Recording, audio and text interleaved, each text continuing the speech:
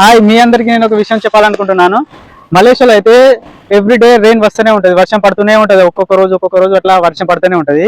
అలాంటప్పుడు ఇక్కడ బయట బురద అనేది కొంచెం కూడా కాదన్నమాట. ఎందుకంటే వీళ్ళంతా వాటర్ డ్రైనేజ్ మొత్తం అండర్ గ్రౌండ్ లోనే ఉంది. చూస్తున్నారు కదా, ఇలాంటివి ప్రతి రోడ్ సైడ్ ఉంటుంది అన్నమాట వీళ్ళకు. అంటే రోడ్ మీద కొంచెం కూడా నీళ్ళు ఆగవు. ఎట్లా వర్షం పడితే అలా వెళ్ళిపోతూనే ఉంటాయి అన్నమాట. కొంచెం నీళ్ళు కూడా ఆగవు.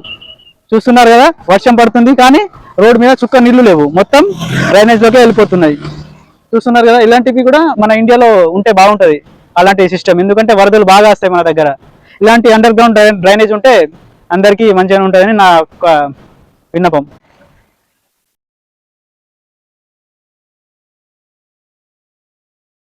అండ్ మీకు ఒక విషయం, మన దగ్గర వర్షం పడ్డప్పుడు అయితే వైర్లు తీగలు బాగా తెగిపోయి అక్కడెక్కడ పడతాయి అనమాట. చాలా మంది చనిపోతారు.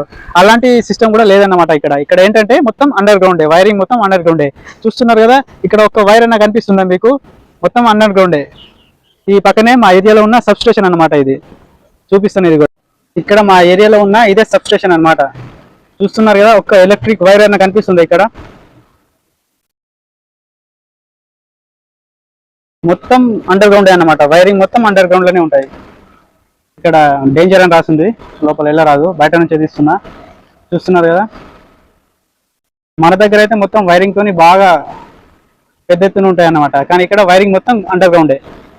సో ఇక్కడ నేనైతే వర్షంలో వచ్చి వీడియో తీస్తున్నా ఫ్రెండ్స్ మీకోసం. చూస్తున్నారు కదా, నా ఛానల్ అయితే సబ్స్క్రైబ్ చేసుకోండి.